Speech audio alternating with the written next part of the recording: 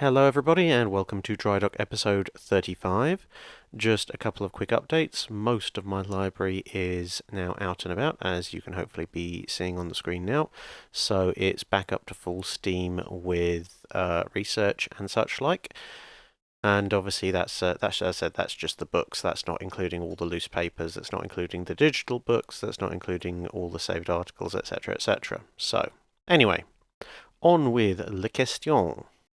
So the questions from the more recent videos today come from the Battle of Samar, the historical Battle of Samar video that is, and the H40 through H44 5-minute guide.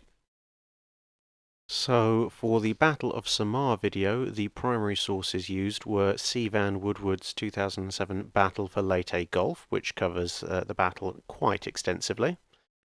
And of course, The Last Stand of the Tin Can Sailors, because nobody who's studying Samar can possibly call themselves a serious historian without looking at that particular book. And Robert Lundgren's The World Wondered What Really Happened Off Samar, which is one of the better sources for copies of the Japanese war records, i.e. what they thought happened at Samar, whereas an awful lot of other sources cover purely from the American perspective.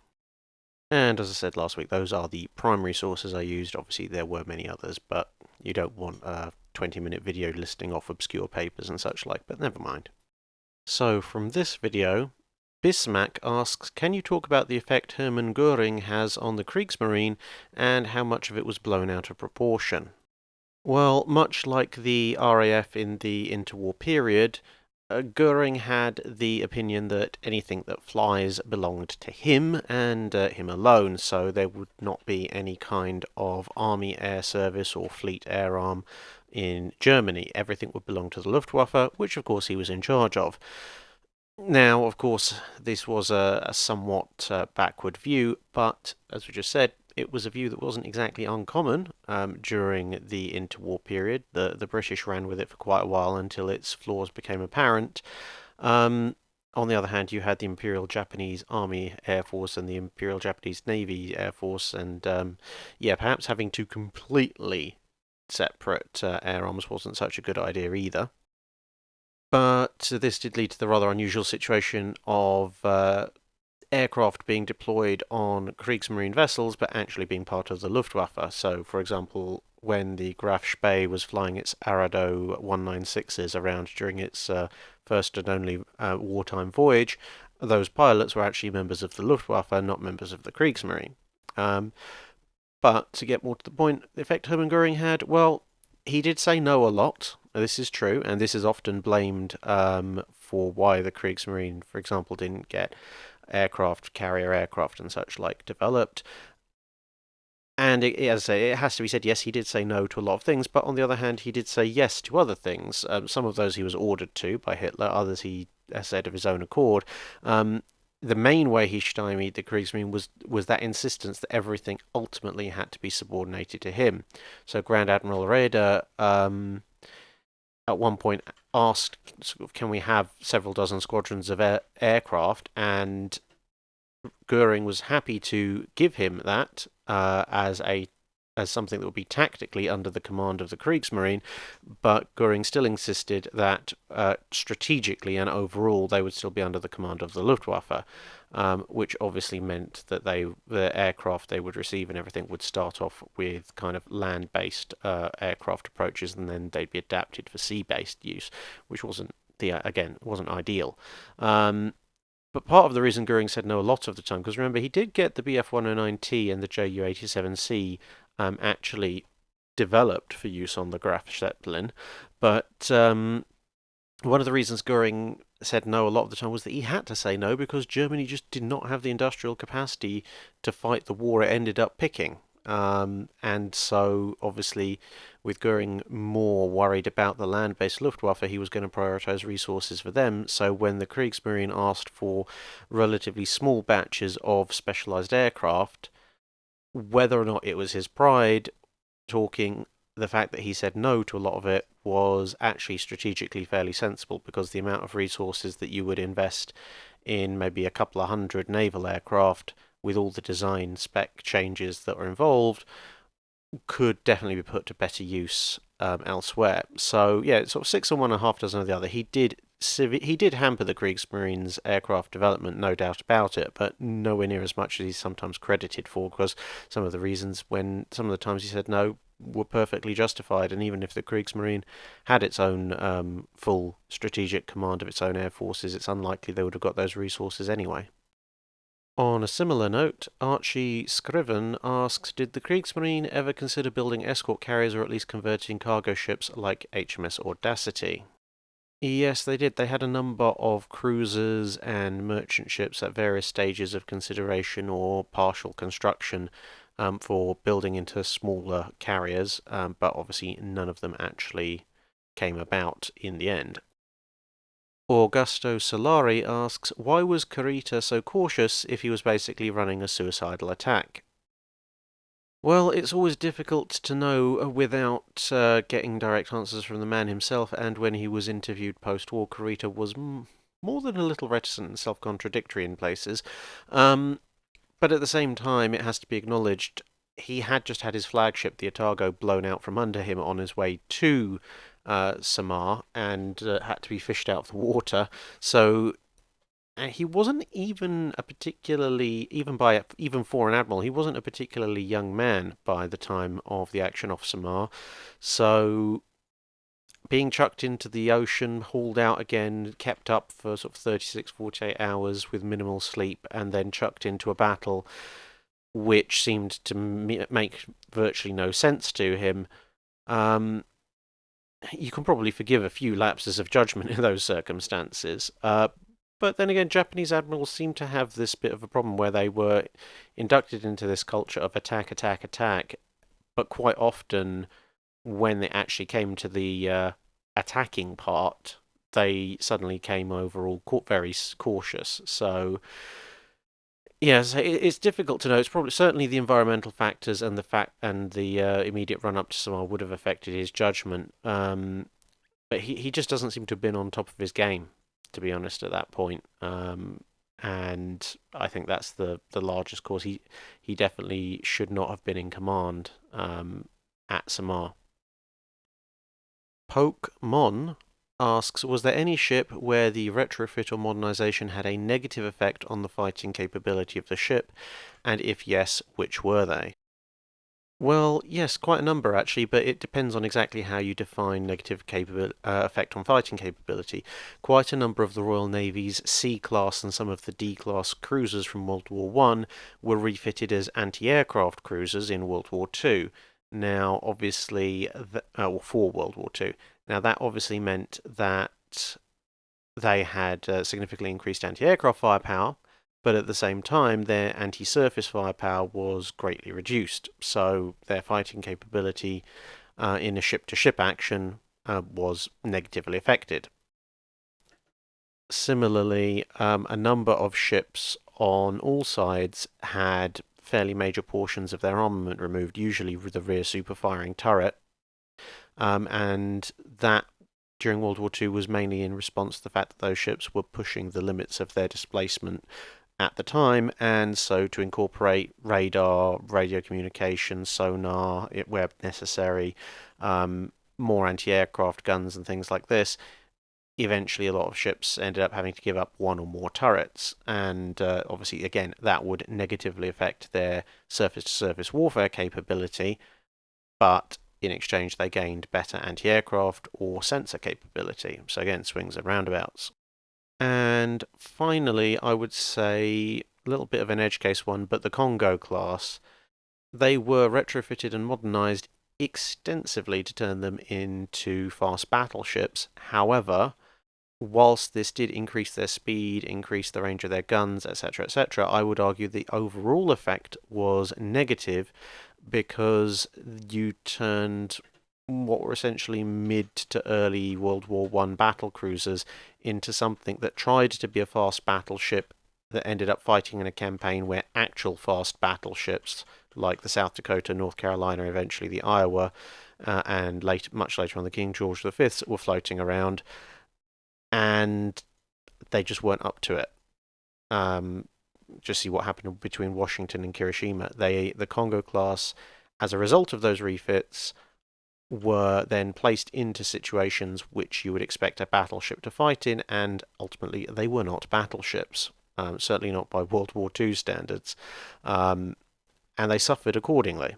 So I think if they had been modernized more along the lines of something like HMS Renown or similar, and they'd been kept very firmly in this peg of this is a battle cruiser, then they probably would have been put to use in circumstances more akin to the use of battle cruisers, and might therefore have accomplished a lot more than trying to take on ships 20, 30 years newer than them and failing horribly. Muriel Cunningham asks, when did the term Britannia Rules the Waves come about? Well, that's a bit of an interesting one, because the original song Rule Britannia was penned in the early part of the 1700s. But if you look back, the lyrics there didn't actually say Britannia rules the waves. It said Rule Britannia, Britannia rule the waves. It was actually a cry, sort of a cry for help, kind of hoping that Britain's naval power would step its game up a little bit. It wasn't until the Victorian era that they quietly appended the S onto the end of rule, and it then became Britannia rules the waves. So that, yeah, sort of towards the end of the Napoleonic Wars, leading into the Victorian period, that's when the term Britannia rules the waves came about, because, well, at that point Britain pretty much did. A fun little fact in a wonderful example of high-class British trolling, when the Japanese army at Singapore surrendered and Lord Mountbatten arrived to take their surrender, he decided that rather than play the English national anthem, they would play Rule Britannia to the Japanese assembled dignitaries, which I'm pretty sure had to sting just a little bit. And now we're on to the highlighted questions from the H40 to 44 video. And this video's sources were primarily Battleships and Battlecruisers, 1905 to 1970 by Siegfried Breyer, which is an excellent book. I would recommend it to anybody who can afford it. It contains loads of information about a lot of ships that people will barely have heard of at all. And the other two sources were Eric Groner's German Warships 1815 to 1945, and William Garsky and Robert Dewlin's Axis and Neutral Battleships of World War II. Since those are the two sources with the most information about those, the H series, and they argue incessantly between each other, or disagree, should I say, since they are books, they don't argue with each other. But they disagree on quite a number of details, as was covered in that video. So on with the questions. Matthew Blom asks, given actual naval history, which was the most effective capital ship shell calibre, 11, 12, 13, etc. inches? Well, if you were going to go by results achieved and sheer use across multiple navies, you wouldn't be too far wrong by going with the 15-inch calibre. The 15-inch calibre, of course, being used by Britain and Germany in the First World War, and then again by Britain, Germany, as well as France and Italy in the Second World War. 15-inch guns at various points were responsible for most of the heavy damage to the German battlecruisers at Jutland. They also blew up the Britannia at Mers el Kebir. Of course, Bismarck's 15-inch guns sank the Hood. And of course, they came out the winners in numerous engagements: Warspite versus the Italian fleet, Renown versus Scharnhorst and Gneisenau, Warspite's little expedition against German destroyers at Narvik, and of course asked the Italian cruisers just how that all worked out for them at Matapan. So yeah, between sheer number of battles engaged in and number of nations who used the calibre, I'd say the 15-inch calibre is probably the most successful of the battleship calibres. Richard J. Roberts asked, had war broken out in the autumn of 1938 as a result of the Czech crisis, what would the naval balance of power between France, Britain and Germany have been? What impact would this have had on naval options available to both sides? Basically, it's bad news for Germany almost all round, because most of Germany's modern capital ships, both cruisers and as well as battleships, were either in the process of completing or still under construction in autumn 1938. Now, fair enough, the British don't get any of their King George V's, and the Richelieu is likewise nowhere near complete. But on the other hand, the French have most of their interwar navy there, including a number of excellent heavy cruisers. The British have their entire interwar navy there, and the Germans, well, they have their interwar navy such as it was,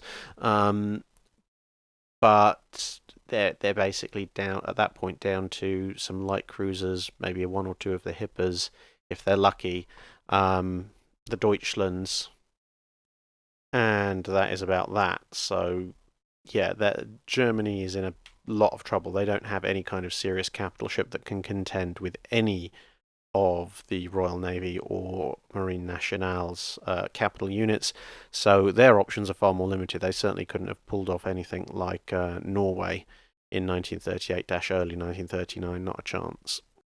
No Name asks, what is the longest distance a successful hit was scored in ship-to-ship combat, both with guns and with torpedoes?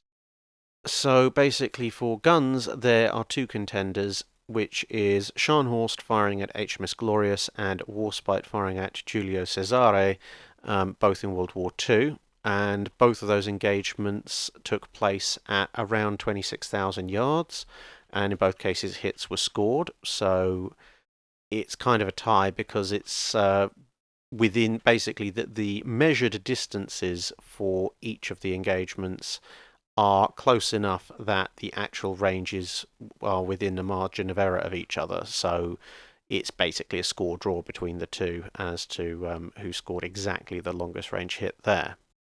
There are, of course, some who will claim that Yamato scored a quote-unquote hit on USS White Plains at the Battle of Samar. However, this is questionable on two counts. One is that it is by no means settled in naval history circles as to whether or not the hit or close miss on White Plains was actually fired by Yamato. It could have been fired, and a number of historians do argue that it was fired by one of the other ships that was a lot closer. So that bit's still up in the air, and as I said, it wasn't actually a direct hit. It was a near miss that happened to detonate near enough to the ship to do damage. Albeit you could argue Japanese diving shells, maybe they were designed for that, but ultimately the ship whoever fired that shell, they didn't actually physically impact the White Plains. The shell came close, but no cigar. And since we generally say that Bismarck didn't score any hits on Rodney, and numerous other ships are likewise, like say the Italian ships, are generally credited with not scoring any direct hits with their main armament on British cruisers, despite the fact that in both of those engagement cases there were near misses that were close enough to cause damage by splinters and shock effects. I think we can rule out whoever shot the White Plains in that case. Chippendale and Blendy asks, were there any German battlecruiser designs that are equal to the US Alaskas?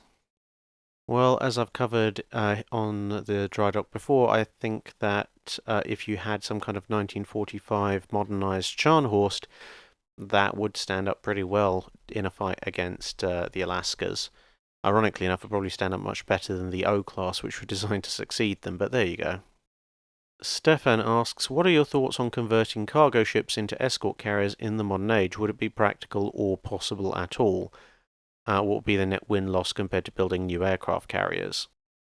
Well, it certainly used to be possible. There were a number of plans and, in one or two cases, some actual efforts at scratch building escort carriers into from cargo ships using the Harrier jump jet, particularly in the Falklands War, where they effectively made an escort carrier just for transportation purposes. But the main problem with converting, as they did in World War II, is the fact that modern aircraft are jet-powered, and jets have a lot more impact on the deck of a ship than propellers did. So you need a lot more heat proofing, and with most cargo ships, you're also looking at the need to use VTOL, which basically these days means either using one of the old Harriers that's still floating around or an F-35.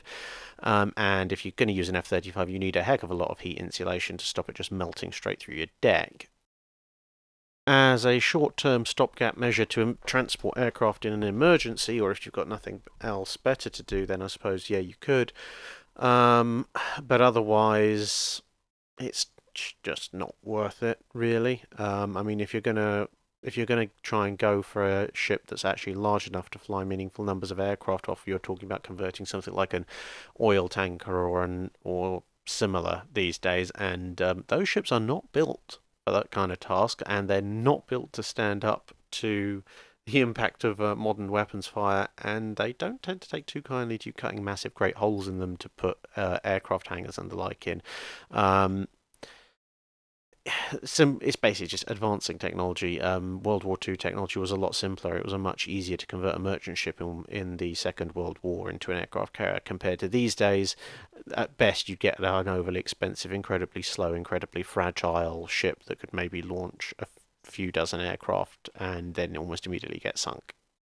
And finally, because I find this question funny, Wing Hung Yun, I think, says, what do you think would have happened if Halsey's battle group did not go chasing after the Japanese carrier group and instead participated in the Battle of Samar? Well, to very slightly adapt a line out of 1984 by George Orwell, if you want a picture of the immediate future of the Japanese fleet, imagine a boot stamping on a human face forever. And so we move on to the more regular questions further back in time in the YouTube comments on other videos. And just to clarify, if you asked a question on one of the two videos that we've just covered and it wasn't answered here, don't necessarily worry. I may still be able to answer your question. It will just have to happen at a time when I actually catch up to those videos in the normal stream, which will be obviously in this section. So anyway, Friedrich Nielsen asks, was the naming of the HMS Dreadnought deliberate, or was it simply the name at the top of the list to be reused? Oh, it was very, very much deliberate. Admiral Fisher did not miss a trick when it came to the naming of ships, and he basically wanted to recall the Nelsonian spirit and the sort of the success that the British had had at the time of Nelson, and so he decided that all the battleships that he was going to build would carry Nelsonian names. And he was particularly in love with the Battle of Trafalgar, so see if any of these names ring a bell. HMS Temeraire, HMS Neptune, HMS Conqueror, HMS Ajax, HMS Orion, HMS Royal Sovereign. What else we got? HMS Bellerophon, HMS Colossus, HMS Revenge, obviously HMS Dreadnought, HMS Thunderer. Yeah, those are all names of ships from the Battle of Trafalgar, and there were also all names given to Fisher's generation of dreadnoughts, obviously starting with Dreadnought herself, which obviously is quite the nice little moniker. Obviously with the motto Fear God and Dreadnought, pretty much summed up what Fisher thought of the world. And to be honest, the only reason that even more names weren't used was because names such as Agamemnon, Leviathan, Brittania, what else have we got? Swiftshore, and such like these were all already in use on pre-Dreadnought battleships. Josefu Jostar asks, did HMS Gloworm have any chance fighting Admiral Hipper if she just tried to shoot her with our artillery instead of ramming her? Unfortunately, not really. I mean, Glowworm's entire battery was outgunned by Hipper's secondary battery, let alone Hipper's main battery. So, yeah, in a straight-up artillery duel, Glowworm was never going to beat the Hipper. Dat Good asks, why is layered armour less effective than a single thickness of armour? Okay, so there is a lot of complex material physics behind the answer to that question, so I will try and break it down into slightly easier to understand terms and into something that isn't going to be like a 2 hour long essay on fluid mechanics at high velocities in solids and such like. Some of the factors involve things like basically like the yield strength of the metal. So if you have multiple thinner layers, obviously each individual layer is weaker than a single thickness layer taken on its own. So obviously, like 10-inch thick slab of metal is stronger than a 1-inch thick slab of metal. But that means if you hit it really, really hard, like say with an armor-piercing shell, there's every chance that your 1-inch plate will shatter completely. And if that happens, then it effectively provides no further resistance to the incoming shell. So whereas if you were talking about say a 10-inch plate as opposed to your 1-inch plate, you might start to get cracks propagating through it, but generally the 10-inch plate will hold together, which means that that first inch of armor plating thickness will continue to provide resistance against the shell as it proceeds through the rest of the metal. And obviously, if this effect happens in quick succession, you can end up with significant portions of your laminate armor not offering that much, if any, resistance to the continued passage of the shell, which means that bits of the armor further down have to take a lot more force. Whereas with a single thickness, unless you hit it so hard that even your single monolithic block of armor shatters, which is very unlikely at the kind of battleship era we generally tend to discuss, it means that piece of armor is going to offer resistance all the way through its thickness continuously to the shell as it comes through, which is considerably better, therefore, at resisting incoming shells than the multiple layers.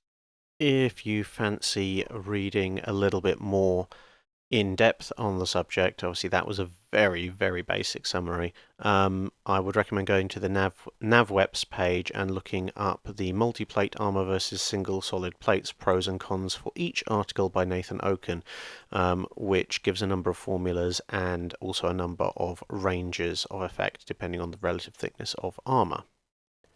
Get Out of Here Stalker asks, how did warships know how much to elevate their guns before fire control computers were invented? Basically, books of tables. The guns would be calibrated on land, so they'd be elevated to a known elevation, fired over an open range, and the distance the shell travelled would be measured. And obviously they'd calibrate this for different conditions and such like, but the end result would basically be a gunnery table which effectively said, if your target is this far away, you need to elevate your guns to this much with the following modifications if it's very hot, very cold, etc., etc. And then you could start adjusting from there. And so then you would either use the most basic, your Mark 1 human eyeball, to make a guess at the range for your opening salvo, or you might use an early rangefinder to determine the range or some other method. And then you'd go, right, okay, well, I think the enemy is this far away. What does the book say for elevating my guns under these conditions? Oh, right, elevate guns to so many degrees, fire, see what happens, and make adjustments accordingly. Big Z asks, did the Japanese submarine aircraft carrier actually have any strategic value at the time? And how well would the concept work in modern time? At the time, no, not really. Basically, the submarines just weren't big enough to carry anything of any actual worth. I mean, 2 or 3 fairly small, low-performance float plane biplanes or monoplanes. Some of the more advanced versions of Japanese float planes did have monoplanes. It's just like, what are they going to do? They can't carry particularly much in the way of weapons. There aren't that many of them. They're not particularly long range. They can't really do much other than scout, and you could probably just do that with a smaller submarine. I mean, the concept in and of itself sounds really nice. Sort of the idea of, oh well, it's an aircraft carrier, but it's immune to enemy attack unless it wants to launch and recover aircraft because it can stay underwater. Yeah, fantastic. Good luck actually building something that has the kind of size and displacement of an actual aircraft carrier. I mean, even the biggest submarines built so far, like the Typhoon class, are are still nowhere near the displacement of even a half-decent World War II carrier. And a World War II carrier could have a nice big flat open deck without having to worry about having to have a huge enclosed dome or cylinder over it to keep the whole thing dry when it's travelling underwater. So yeah, bit of a dead end really. And how will the concept work in modern times? Pretty much the same problem. Aircraft have gotten a lot bigger, a lot more complex. Maintenance demands have gotten a lot more complex. You can't. You basically you need an aircraft carrier to be of a certain size to be of any particular use. And as I said, the simple fact is no one's actually built a submarine of any sort that's actually even approaching that size. I mean, sort of the Invincible class were. That's the Invincible class carriers, not the Invincible class battlecruisers. They were probably about the closest you were the smallest you could get and still have an effective air group from a carrier of some sort. And those were sort of 20,000 tons, give or take. Obviously a bit more when fully loaded. I mean, there's supposedly 16,000 ton light displacement. Yeah, and if you believe that, I've got a bridge to sell you. But then if you go and compare them to the Typhoons, which are the biggest submarines built so far, Typhoon's 175 meters long, and obviously that includes sort of the tail and the rounding down bow. An Invincible class is another 35 meters beyond that. Beam 23 meters. The Invincible's 36. So yeah, although the Typhoon displaces more than an Invincible, especially when submerged, it's got nowhere near the available deck space and such like. So you'd need to build something probably, well, half again as large dimensionally, and who knows how much more displacement-wise before you could even begin to think about operating aircraft, and that's assuming that you could come up with some form of completely watertight flat decking, which will probably ruin the submarine's acoustic profile something horrible.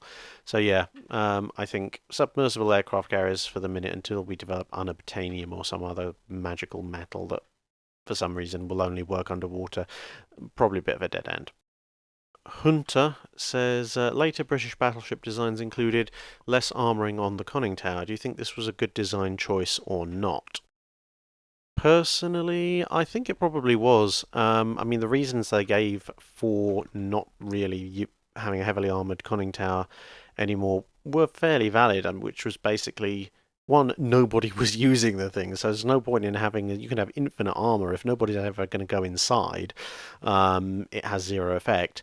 There was also this small and slightly inconvenient factor that whenever anybody did use a conning tower, outside the Royal Navy, they had a disturbing tendency to all get killed when the conning tower took a direct hit, because the mechanics of armouring a battleship with a lot of internal volume against an incoming heavy calibre shell versus what in theory would appear to be the similar mechanics of armouring a very small enclosed space tended not to actually add up to the same. Hey, and that doorbell ring actually brought my microphone stand, so instead of having to hold the blasted thing in front of me all the time, I can actually just have it standing right here where it should be, which is great. Anyway, back to Hunter's question. Yes, good design choice, yeah. If you look at what happened to ships that were actually badly shot up or sunk, their conning towers didn't really do all that much for them. They tended to get penetrated anyway. So yeah, overall, by the time you got into the Dreadnought era, I don't personally think the conning tower was worth anything much. And so yeah, the British choice to save the weight and use it elsewhere was probably fairly well advised. Second Lieutenant Sierra asks, do you have any significant books or some other media you would like to point out to help someone starting research about World War I through to the post-World War II period of naval history? So, yes, in general terms, I would highly recommend D.K. Brown's series. So, for the period that you're looking at, you're probably looking at the Grand Fleet, Nelson to Vanguard, and I've forgotten what his other one was, but there was one about I think it was reconstructing the Royal Navy after 1945. Obviously with a bit more of a British focus, but does cover other designs. Sort of good sort of good 3-book series, especially with those 2 middle ones, going on through the period in question.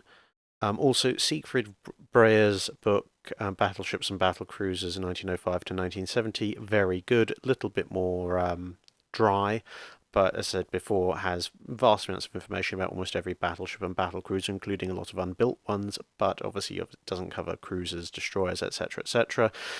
Conway's History of the Ship, there's a number of books in that series that are definitely well worth a look. The Eclipse of the Big Gun for this period definitely stands out. And then you obviously start getting into the more and more specialized histories, but I would probably say that and maybe Norman Friedman's book on battleships would probably be your best starting points. And then depending on whether you want to look into more general history, there's some more technical books out there, or if you wanted to look into specific types or nationalities of ship, then I could recommend books in that direction as well. Warren Lemicula asks, why did the US not send more ships to help the Grand Fleet when the US entered the First World War? Well, you have to look at what the US actually had at the time. The Nevadas and onwards were oil-fired, and whilst the British did obviously have sources of oil which they were using to power fairly large numbers of their own ships, up to and including the Queen Elizabeth class, it was definitely not an unlimited resource. So the Nevadas and the Pennsylvanias, which could just about scrape in, probably were less welcome initially due to drawing down on those valuable fuel stocks as compared to earlier coal-fired vessels. But then when you go much further back up the coal-fired list, well, A, there's not that many ships in terms of total numbers, and B, you're not sending the South Carolinas, they're far too slow, and that leaves you with the Delawares, Floridas, Wyomings, and New Yorks. Of course, New York and Texas did pop over, along with a few other vessels, but the earlier ships, again, triple expansion engines, not really going to be able to keep up that well with the Grand Fleet if they have to go to full battle speed. So there was a rather narrow sort of gap of ships around the Wyoming, New York period of US development, which were both fast enough and reliable enough to keep up with the Grand Fleet, but also wouldn't be hogs on relatively limited strategic resources. As the war wound to a close, obviously the Nevadas did make their way across the Atlantic to give a little bit of a hand, as it became clear that the potential oil shortage was nowhere near as bad as had been initially thought. But there was also the fact that although the US Navy was in the war on the Allied side, they weren't about to commit the entirety of their Dreadnought fleet to British command, so they were going to keep back some of their more powerful units and some other units as well on their own coastline. Because if there was one thing the US Navy was determined not to become in World War One, it definitely did not want to become the ancillary squadron of the British Royal Navy, which is understandable. Calvin Green 90 asks, is claiming that the invention of the airdrop torpedo rendered battleships obsolete valid if a little simplistic? No, not really. I mean, the airdrop torpedo was invented in World War One, and the number of battleships sunk by airdropped torpedoes in World War One is a very, very short list. Airdrop torpedoes, yes, they were a threat, but torpedoes that were carried by aircraft tended to be of a much lighter weight than submarine torpedoes, so there's not an exact equivalence there. Plus, for a very long time, aircraft that were going to be carrying these torpedoes were incredibly slow, incredibly vulnerable, and generally incredibly short-ranged. So without some kind of aircraft carrier, you could at best hope to defend your own coastline, but there was no way you were going to take on the task of patrolling the oceans. And even once aircraft carriers were invented, as I said, it was a case of, for the majority of the period of aircraft just weren't capable enough. I mean, just look at the track record of the Devastator. in the first part of the Second World War. The airdrop torpedo did render battleships obsolete once aircraft had advanced to a stage that they were fast enough and could carry heavy weight enough torpedoes, had the range, the escort tactics, etc., etc., etc. There was a whole slew of other stuff that had to go into making an airdrop torpedo a viable weapon system to a point that it could actually pose a threat to and then obsolete battleships. And even then, it still relied on a certain degree of peer-to-peer opponent level because although Japanese airdrop torpedoes, well, they did remain a threat throughout the entire war, and they were especially a threat in the early part of the war, but once you got to the latter part of the war, even though the Japanese still had many air dropping torpedoes available and planes to carry them, the number of US ships that were hit by Japanese airdrop torpedoes tended to go dramatically down as the US's industrial advantage came into play. So it's less about the airdrop torpedo and it's more about the technology, systems, and tactics that all came into play around that would eventually render a battleship obsolete. Although pretty much all the arguments you can have about a battleship versus an airdrop torpedo can be leveled at the aircraft carrier as well, possibly even more so.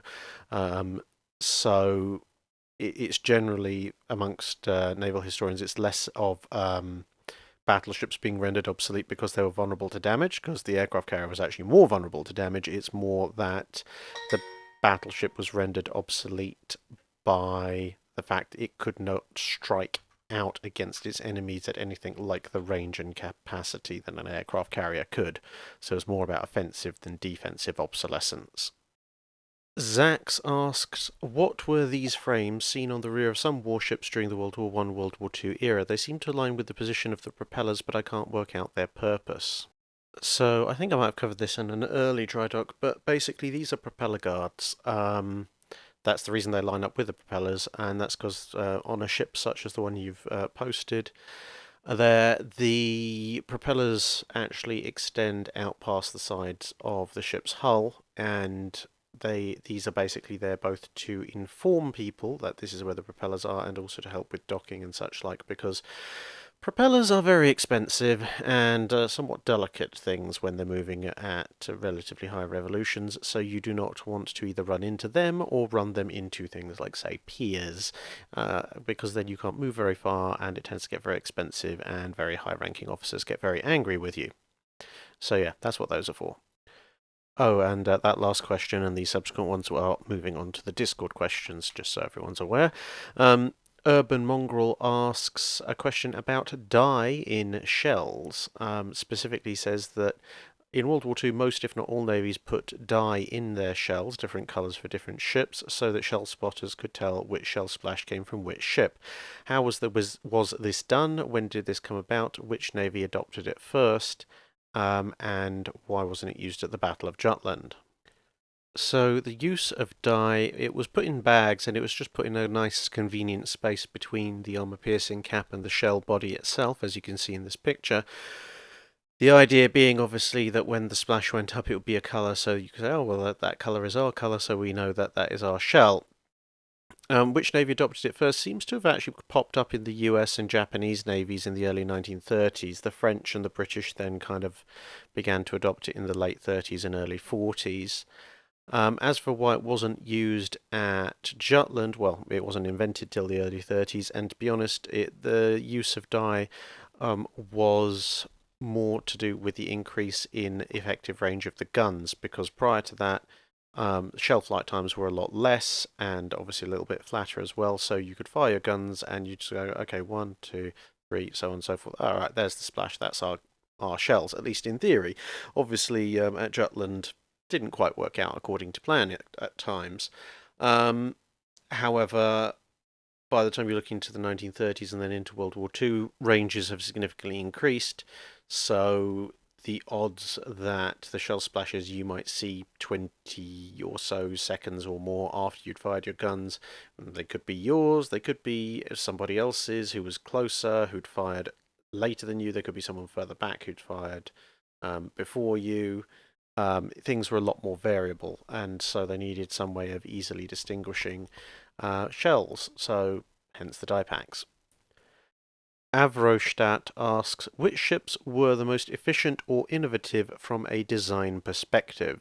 If you could pick examples from multiple nations, that would be appreciated.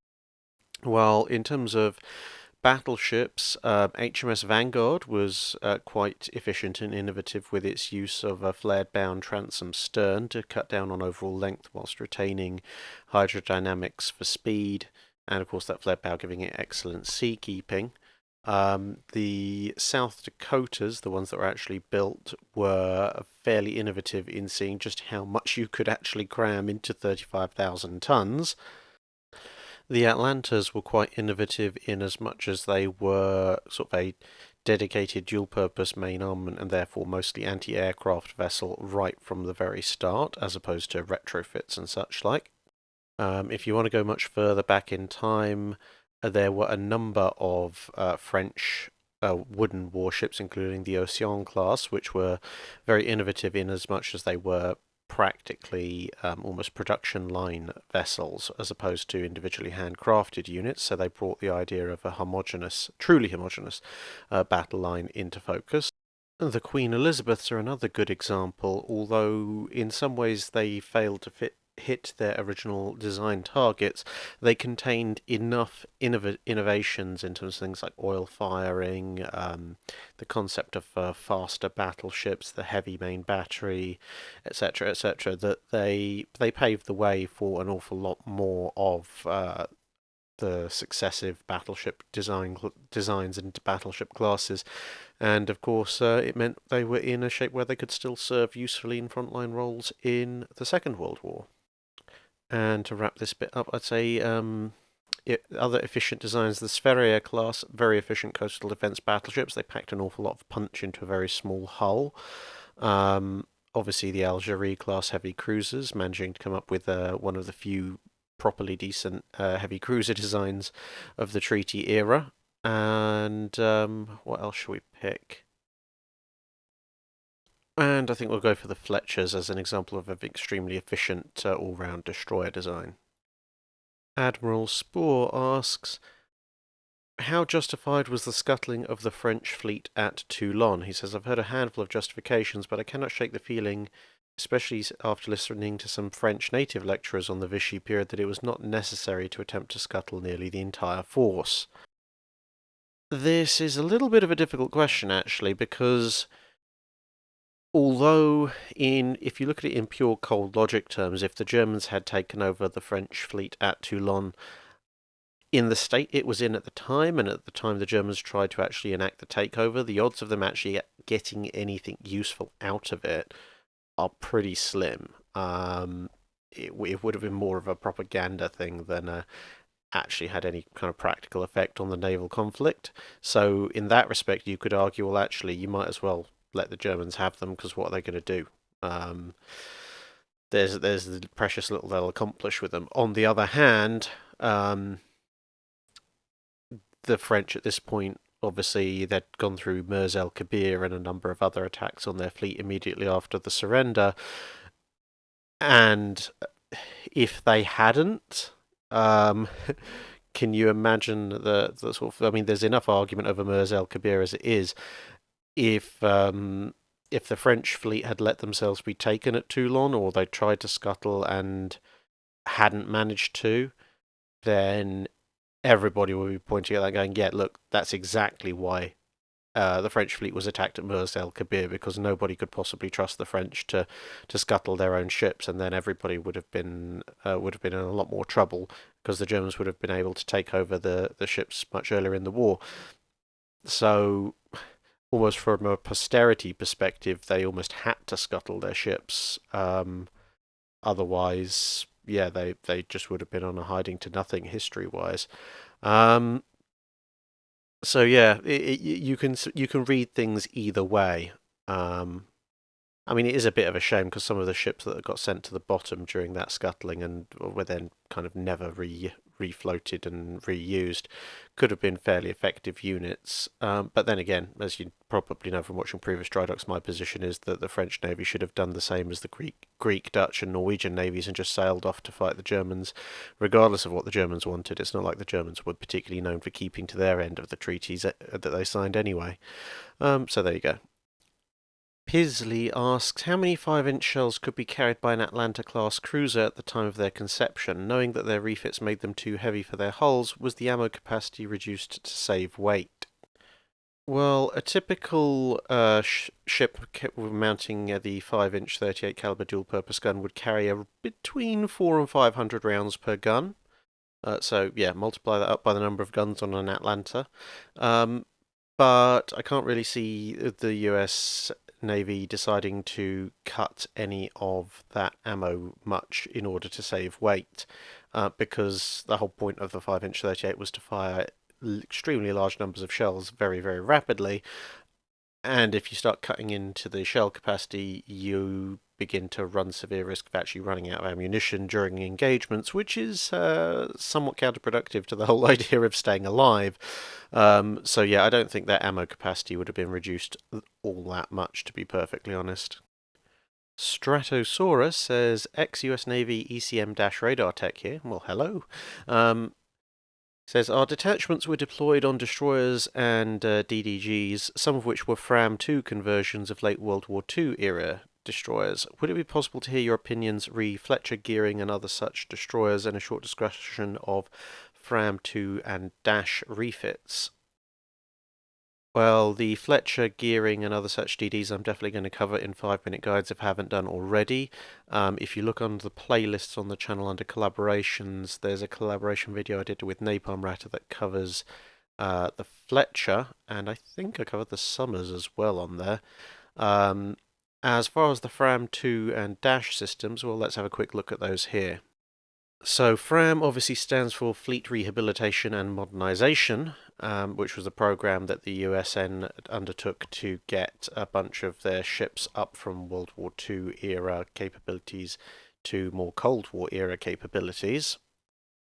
And as far as destroyers go, this was mainly brought into play because there was a little bit of a panic about the Soviets mass building fast attack submarines and the US Navy being unable to keep up with the number of destroyer escorts, or frigates as everyone else called them, to counter the threat.